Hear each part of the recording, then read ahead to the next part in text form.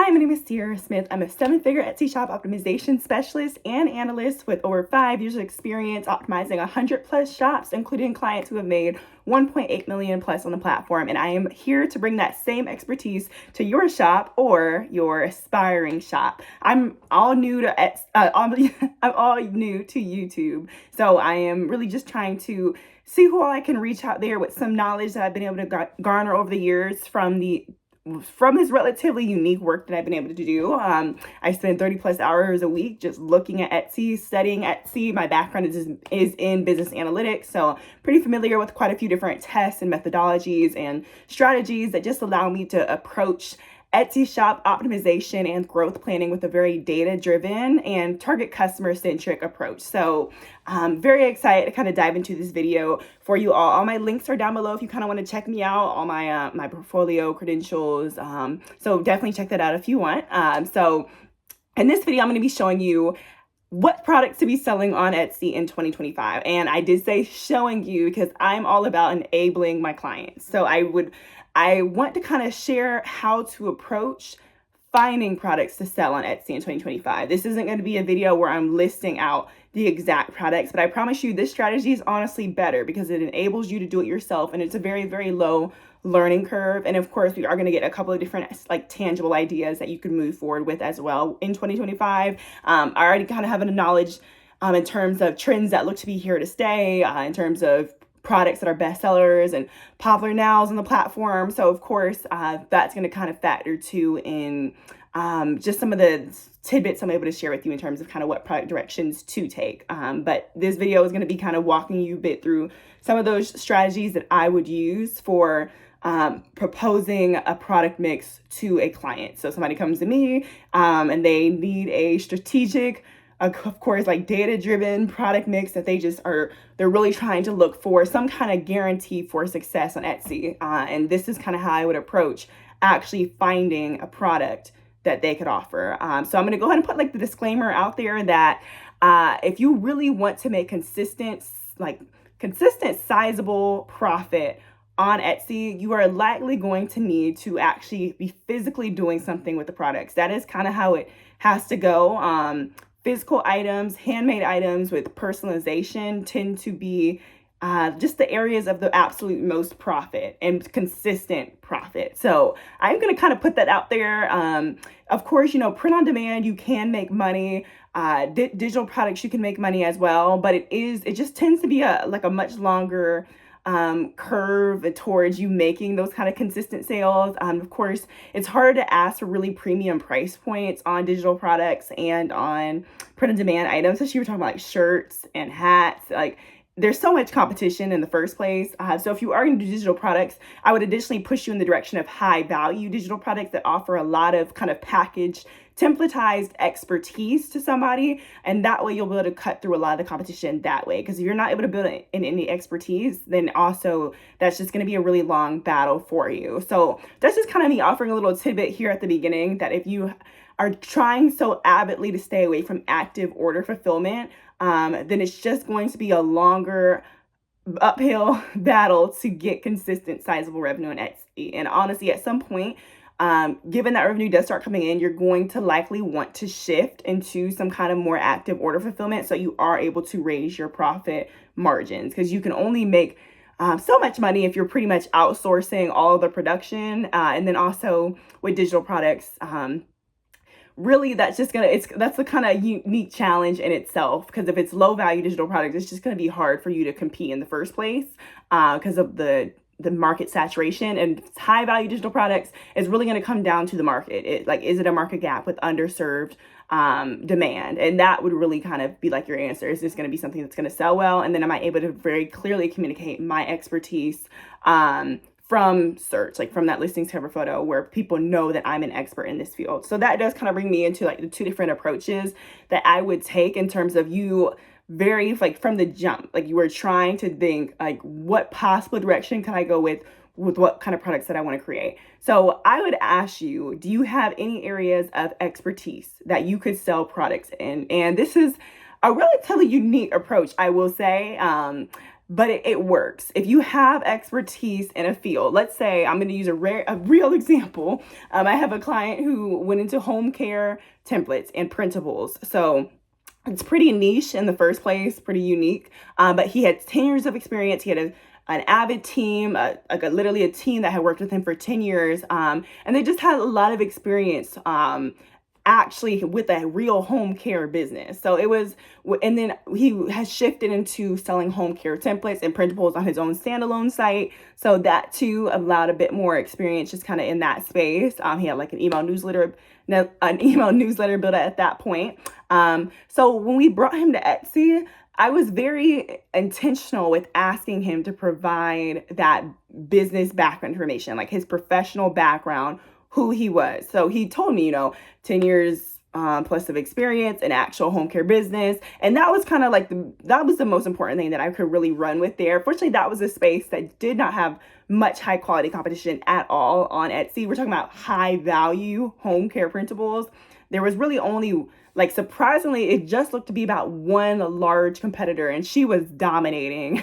So she had a lot of sales because she had very high value items. And if she too had actually taken a very credibility centric approach to like her marketing. And although I will say, it was a slightly less effective than the approach that we took with my client, because her credibility was more so threaded throughout the listings images, the secondary images, which is great in itself. Don't just mention it in the description, do put it in the images since that's so high visibility. But additionally, on my client's cover photos, we mentioned it. So on the listing cover photos, side by side, in search, from search is showing out 10 years plus of experience with, as a home care business owner. So that, of course, right there from search, side by side your competitors. If you have any credibility that you can communicate, try to think about products that you could maybe create in that space. Are you a project manager? Okay, so kind of maybe think about some high value templates that you could create. And I'm going to dive into the actual data driven approach in just a minute here, but I did just kind of, I needed to start there so that you are trying to dive into this. So high value digital products, if you are going to take that route, try to think about your credibility that you could communicate.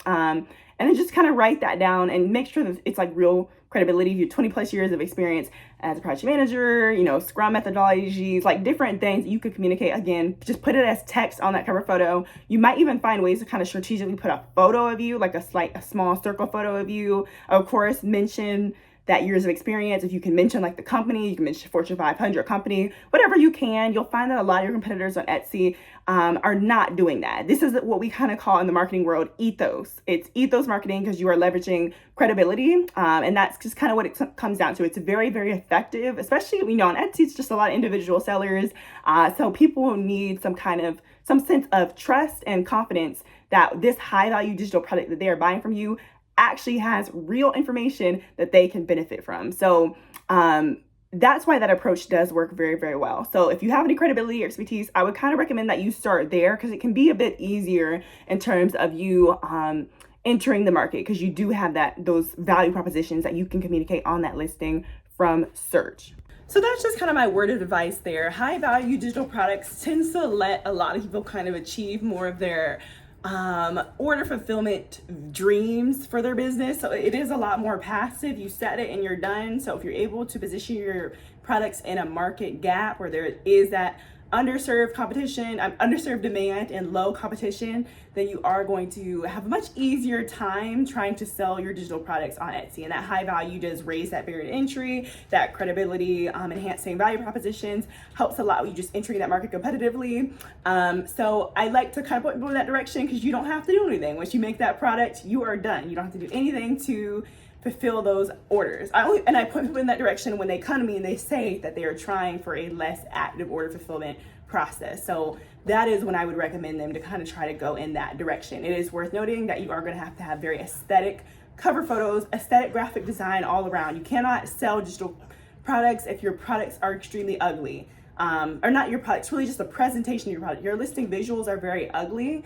I know this might sound silly to some people, but it does matter a lot that you are able to aesthetically present that product to the market. So I'm talking like iPad mock-ups, laptop mock-ups, put some shadows on it, do a muted nude tone, shades of pink color palette, serif font, some sans serif fonts, some classic fonts. Like, it's that kind of stuff does matter in terms of you selling to the kind of general target customer psyche on Etsy. So you could have a lot harder time if you just kind of throw those products up there with very poor graphic design. So if you are not a graphic designer, you might even want to outsource that to somebody who's able to design listing images in a way that's very, very aesthetic, and then also produce listing videos, 15-second listing videos that are going to showcase that product. And then when you do enter the market, you're going to have to run some Etsy ads, likely, in terms, so that you can get that visibility right off the bat. So that's going to help you a lot with getting those views quickly, and then ideally those sales and reviews coming in, your credibility is going to further, get increased. So that would just kind of be that approach with the high value digital product route. So if you are willing to do more of an active order fulfillment process, which is kind of what I do recommend, I'm gonna give you some little nuggets in terms of directions that I would advise going in. So gift boxes, gift sets, gift baskets, like whatever, if it's a compiled assortment of physical items, you are going to have an easier time entering the market. Most of the time anyway. Like, I would almost say all the time, but I know people are like, no, that's not true. Like, it really, I find that it tends to be true, because you can optimize both for the gift box, gift set, gift basket centric keywords that include those words in them, but then you can also optimize for the keywords that are only stating gifts at the end. Like, it's just gifts. So, and you tend to be more competitive than those standalone gift items in search, because people love gift boxes on Etsy. They love an elevated gifting experience. They love a personalized gifting experience. It is a high barrier to entry because people do have to compile quite a range of products together. They have to have boxes that are big enough. They have to have packaging that's going to safely ship it. They have to be able to fill in the box in a way that's aesthetic. There are just quite a few different steps that a lot of people are not willing to deal with. And once you kind of get the basics down right at the very beginning, it's not at all like stressful. So I would highly advise that direction. There's just so much less competition in those like assortment of gift spaces, and then you're still able to compete with the standalone gifts, and you're more competitive because you do have more items. And this especially works if you're able to offer tiers of those gift sets, where maybe that entry level price point is maybe just for like 2 of those items in a box, and that will really allow you to do very competitive entry level price points. So side by side in search, your gift box is $26.99. We have a standalone item next to it that's also $26.99. It's kind of an easy choice in the eyes of some customers. They're like, oh, well, that looks like it's the same price, and that's a box. So of course, the goal is to upsell your customers to those premium tiers, and you're going to want to showcase those premium tiers on the cover photos, typically where it is the more items in that gift box. You could probably get right around, like, I found like between like 46 to like 49 kind of is like a sweet spot for how much a lot of customers are still willing to spend on Etsy for gift sets that really do meet their needs. Of course, you can charge a lot more than that as well, but I'm kind of just talking about in general. If you want a lot of consistent sales, you can still do that with gift sets that like price around there. You can even do it, you can widen it out to like the 50s and 60s as well, but of course the value does have to be there, and I'd advise that being some of those more premium tiers.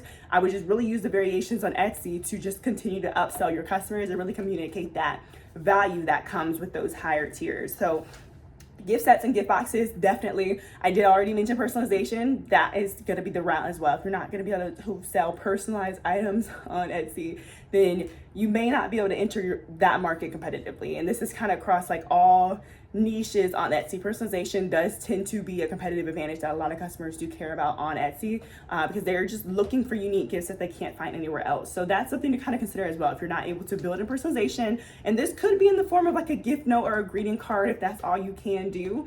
But you probably have to do some kind of write it in there, handwritten, or type it, like whatever, find a way to put some personalization in there. Then you're just gonna have like an easier time on Etsy because there's just so much demand. And I always advise finding market gaps. So I'm about to show you the actual process for finding those market gaps. I already touched on it in at least one of my other videos so far, but just so you can find a market gap, that's gonna let you kind of get started with that, and then you can kind of branch out a bit more broadly. So let's go ahead and dive into that. All right, so here I am showcasing everbee.io. This is my favorite just analytical tool for Etsy. It's pretty much keyword research focused, but they do have product analytics in here as well. I tend to use it mostly for the keyword research, and I did dive more into this exact process in my other video that goes into it's essentially, it's titled why your products are not getting seen on Etsy. So it again kind of dives into like the SEO strategy, but of course keyword research goes in terms of you figuring out what products to sell, but it also factors largely into that SEO of those listings. So how to search and optimize those listings. So any keywords that you do find at the beginning when you're trying to figure out what kind of products to sell, take note of those. Like definitely take note of those so you can also put them into the text copy of the listings when you are publishing them on Etsy. So I've already kind of given you that, those gems or whatever, that gift box is like just going to be a great place to get started because of the much lower competition, and massive demand. So I went ahead and just typed in gift box, gift basket, gift set. I would look at all of them. So I like to use this keyword score column over here. This is essentially, I'm going to tell you what it is. This score is based on a ratio of estimated search volume versus the number of competing listings. High score typically means it's easier to rank in the Etsy algorithm and there is relatively high demand and low competition. So I like to order this by keyword score descending. So of course, I'm not at all surprised. Everybody always does this. They show some really random keywords in here. So we want to omit all the typos because Etsy autocorrects typos anyway. That's not a way to be like strategic with their SEO. So I'm just going to go ahead and just put in a filter to include gift box. Like it has to be an exact match for that gift box keyword. Okay, so at this point we're still seeing some random keywords in here. This is expected kind of across all spaces. So I also like to set a minimum search volume and a minimum competition. So I tend to set minimum search volume with 20, minimum competition kind of varies, but normally like I would say anywhere from like 60 to 100 tends to kind of cut out a lot of those keywords. So I'm going to go ahead and put it on 60, see what we're looking at. Customs gift box, customer gift box, Vin tag. Yeah, so we're still seeing a couple of random ones in here, but you know, just don't really take too much note on like the ones that are actual typos. So at this point, we are given some data. Think of you gift box, organized gift box, mysterious gift box, customer gift box. Pretty much ignore the typos, so there's no space in there. So don't focus on those. So we see manly gift box, best gift boxing, manly gift boxes, birth flower. Now, birth flower gift box, just knowing what I know about the platform so far, just in these previous months, it's kind of here to stay. It's a trend that's really here to stay. Birth flowers they're definitely here to stay. So I would definitely look more into this exact kind of product, this birth flower gift box, if I were trying to start up a gift box shop. So the way that I would go about kind of validating any of these concepts that I'm seeing from this, you know, third-party tool would be actually going into Etsy.com itself and typing that keyword into Etsy and seeing if Etsy is recommending it or if they are recommending a way to elongate it. Now that's exciting. We're seeing birth flower gift box. We are also seeing a couple of other things here that could maybe be rooms for maybe product mix expansion. So we did see birth flower gift box before we actually like elongated it. So I would say that in itself is validation. If you want to check for gift set or gift basket, go ahead and do that too. Okay, so gift box, we would say that looks to be a market gap. So we see search volume. We had already seen there's those exact numbers. Yep, so this would kind of be almost like an expedited way of approaching this for sure, because I would definitely dive way more into the listings that we're seeing are ranking really highly here. But for the sake of this video, I'm just going to touch on it a little bit. So we've kind of validated that keyword is definitely something people are searching for. We're seeing popular nows, we're seeing Etsy pick. Bestseller labels are always really important to take note of as well, but we are seeing a lot of popular nows. So that is really good to know. So at this point, I would, as somebody trying to create products, I would just take note on the kind of products that I'm seeing here. Like what are in these gift sets? How are these gift sets positioned? How are they presented? What products are in there? What feeling? What aesthetic? Like what is it giving? Is there customization? Is there personalization? Is it being communicated from search? What do I need to be including in this product? Does it need to be natural products, eco-friendly, sustainable? Like that would kind of be the things that I would start taking note on. And of course, you want to take note on the opportunities as well. Like if they're offering personalization when you do click into these listings, if they're not communicating that from search, then that would be an opportunity for you to come in with a listing that communicates customization from search or communicates that you offer maybe a personalized gift box. Like the gift box in itself is personalized, or the packaging, the packaging in itself is maybe extremely unique, beautified, something that would elevate that gifting experience. You have video would be an opportunity. So that would be just a way to kind of figure out how you're going to actually create a gift set that is going to exceed your competitors. And I would approach it, I would literally click into like probably like these 8 top ranking listings that are, or the organic listings that are showing up, and just take note on what I can take note on. Like, what are the strengths, what are the weaknesses, what are the opportunities, and what are the threats of each product that I'm looking at here. So that we call it a SWOT test in the business analytics world, other worlds as well. So just taking on all of those things, and that'll just give you a really good understanding of how to actually create a product that's going to be very competitive in this market. And that would be pretty much how I would actually approach finding products to sell on Etsy in 2025. There's no real shortcuts here. It is you starting and using a data-driven approach. So you can also look at some of these other keywords. Again, ignoring typos, typing in keywords to validate that there is something that Etsy is recommending that's the ideal. And then clicking into the listings, making sure there are listings that do have those bestsellers and those popular now labels, and scrolling down to the bottom of the listing, and also taking note on when that listing last sold. You can always see that at like the bottom of the listing. So I'll just show you that right quick as well. And of course, like I mentioned, you want to check on the synonyms as well. So if you can check on like the gift basket and the gift box, you want to check on those as well.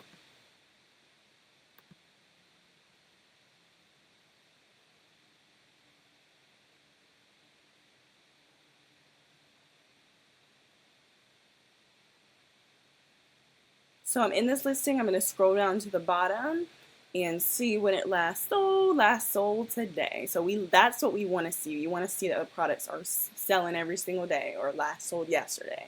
So that's good to note. We can also see the tags here that are manually input. We can also see some of the tags that Etsy is automatically generating based on the tags that they input and the category that they've selected. And if you really want to deep dive into like additional ways to just just amplify your product creation strategy, then look through a lot of the customer reviews as well. They'll tell you what they like and what they don't like about the products, and they'll also give you a feel for different purchasing intents. Like, why are they purchasing this item? Maybe they're saying, oh, my sister's anniversary, my best friend's housewarming. Like, just kind of take note on what they're mentioning so that you can maybe find ways to position your product in a way that's slightly more niche to their needs. And that can be just a nice way to just further differentiate your item, and then cut through some of that competition, because you can optimize the listings for some of those keywords that are a bit more specific, and that can just help, so like instead of, gift box, you optimize for housewarming gift box. So, and this is just totally examples that I'm throwing out there. I always try to kind of validate the keywords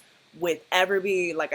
That's my favorite tool. Sales Samurai is a good tool as well, but Everbee is the only one that I found has that keyword score column, and I think that is just extremely valuable. You can, of course, you can put the data that you pull from other platforms in a spreadsheet, which is what I do for clients. I do compile from a range of different tools, and I touch more on those on my video that is all about like how to do SEO on Etsy. So I do touch on all those tools. But Everbee is just it's my favorite. I do use the Pro plan. So, if you were only going to get one paid tool, that would be the tool that I would advise. So this is kind of like an example of you looking into it. Mother-in-law's birthday. So that would be something, oh, it made an awesome heartfelt birthday gift. It's just good to get into the psyche of your customers so that you know how to create a box that's going to serve that need. So that would just kind of be a way to elevate your strategy. Take note of all those reviews. We have AI now, so you can definitely copy all of those, like a lot of those reviews, and then paste them to AI and ask it to tell you about your customers' greatest purchasing intents, their greatest competitive advantages, their greatest pain points. And that way you do have a very data-centric product creation process where you're making sure that your boxes are really, really tailored to their needs. And that's how I would approach creating any kind of product, would be looking at those target customers that your competitors are already serving, and figuring out how to leverage the data that the reviews are providing you with, so that you have a product that is holistically catered to them. So that is the approach. Again, this isn't a list. I could do a video, most definitely, if you are just really looking for a video. But the fact of the matter is, you're going to have more success likely doing it yourself, because you know your own production capabilities. You know your own expertise, your own credibility. You know what you're comfortable with creating. So I would be happy to produce a list. After I produce that list and it gets views, and of course there's going to be more competitors that are trying to create kind of the same items, but I would definitely still be happy to do that for you all. So just kind of let me know. Of course, let me know any other videos that you want. Let me know any tutorials, any questions that you may have. Just feel free to introduce yourself in the comments down below. Happy to work with any of you all. If you want to check out any of my links down below, my welcome packet, definitely I would love to like hop on a call with you or a virtual cup of coffee. So definitely don't be scared. Just reach out. Like, love to work with shop owners of all kinds, like new shops, new shops, large shops, medium shops, all the shops. So it's really, really nice to meet you. I hope you were able to get some value out of this video in terms of actually approaching this process for yourself. And I really, really look forward to seeing you in the next one. So don't forget to subscribe, like, and again, I'll see you next time. Bye.